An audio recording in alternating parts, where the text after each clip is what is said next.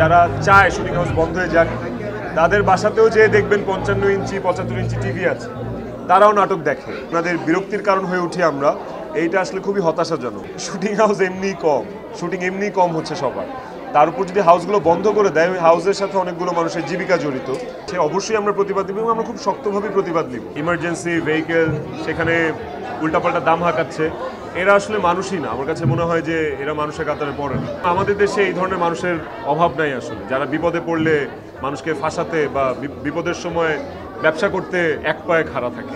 আমি আমার ফ্যামিলির জন্য যতটুকু কেয়ারিং, আমার মনে হয় আমি আমার শুটিং স্পটের একটা প্রোডাকশন বয়ের জন্য অতটাই কেয়ারিং। পুরো বিশ্বেই এই বছরটা আমার মনে হয় প্লেন দুর্ঘটনা বা এয়ার ক্রাশের জন্য অনেক বেশি আমরা লক্ষ্য করছি যে অনেক বেশি এয়ার ক্রাশ হচ্ছে। খুবই ভালো লাগছে।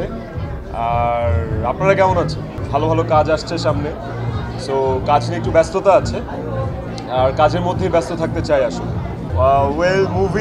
মুভি নিয়ে কথাবার্তা চলছে, খুব শীঘ্রই আপনারাই তো সবার আগে জানবেন গুড নিউজ। সো কথাবার্তা চলছে, দেখি ভালো কিছু হলে অবশ্যই জানবেন। এই বছর ডেফিনেটলি না, সামনের বছর, বাট আপনারা জানবেন সবার আগে। দেখেন, যারা শুটিং হাউস বন্ধের জন্য এই প্রেস রিলিজ দিয়েছে বা যারা চায় শুটিং হাউস বন্ধ হয়ে যাক, তাদের বাসাতেও যে দেখবেন 55 ইঞ্চি 75 ইঞ্চি টিভি আছে, তারাও নাটক দেখে, তাদের ছেলেমেয়েরাও নাটক দেখে বা সিনেমা দেখে। তো এইটা ওনারা আসলে কোন দিক বিবেচনা করে বলেছে আমি জানি না, কারণ আমরা যখন ব্যক্তিগতভাবে শুটিং করি উত্তরাতে বা উত্তরা জোনটার মধ্যে, আমরা কিন্তু ব্যাক অফ দ্য হেড মাথায় নিয়ে থাকি যে আমাদের শুটিংয়ের কারণে যেন এলাকাবাসীর বা স্থানীয় কারো কোনো প্রবলেম না হয়। এইটা আমরা এখন আরও বেশি করে মেনটেন করি। স্টিল যদি ওনারা এই কমপ্লেইন দেয় বা ওনাদের বিরক্তির কারণ হয়ে উঠি আমরা, এইটা আসলে খুবই হতাশাজনক। আর প্রেস রিলিজে আমরা যে ভাষাটা দেখেছি, ওইটা আমার কাছে খুবই অমানবিক লেগেছে আসলে। আমাদের কাজ এভাবে চাইলেই আটকিয়ে দেওয়াটা আমার মনে হয় না ওনাদের উচিত। ওনারা আরেকটু ভাবুক আমার মনে হয়। শুটিং হাউস এমনিতেই কম ঢাকায়, আর আমাদের এখন যে নাটক ইন্ডাস্ট্রির যে অবস্থা, এই মুহূর্তে শুটিং হাউস এমনিই কম হচ্ছে সবার, তার উপর যদি হাউসগুলো বন্ধ করে দেয়, ওই হাউসের সাথে অনেকগুলো মানুষের জীবিকা জড়িত। তো এইটা আসলে পুরোটাই ইন্ডাস্ট্রির ওপর ইফেক্ট পড়বে আমার কাছে মনে হয়। বাধ্য হয়ে অন্য কোথাও শুটিং করা লাগবে, বাধ্য হয়ে শহরের নাটকগুলো গ্রামে নেওয়া লাগবে।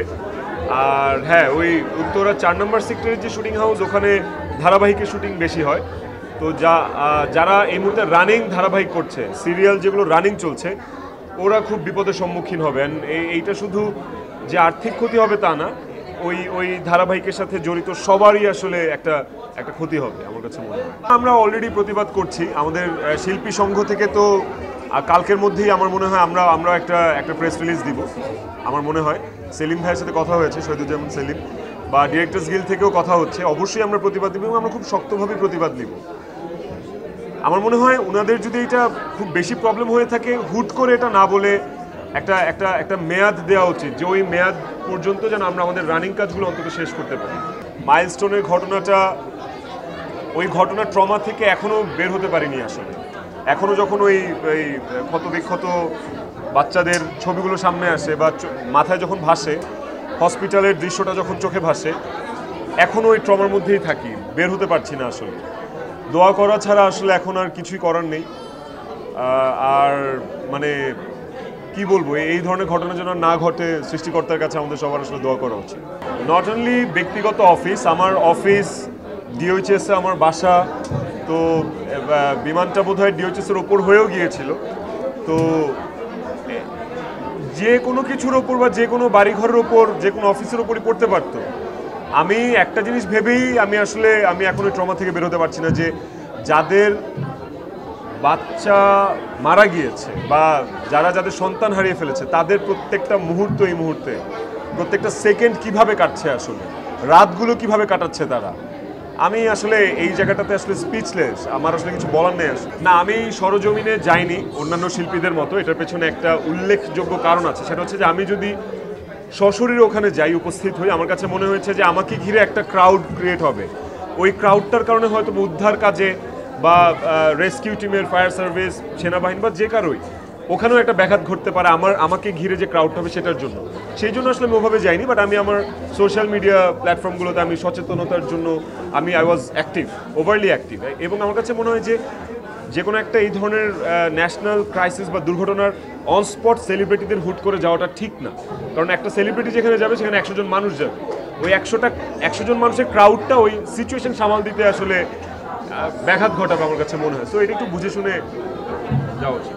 ব্যবসায়ীরা আসলে মানুষ না, আমার কাছে মনে হয় যারা পানি দরকার পানির দাম বাড়িয়ে দিচ্ছে, রিক্সা ভাড়া বা ইমার্জেন্সি ভেহিকেল সেখানে উল্টাপাল্টা দাম হাঁকাচ্ছে, এরা আসলে মানুষই না। আমার কাছে মনে হয় যে এরা মানুষের কাতারে পড়ে না।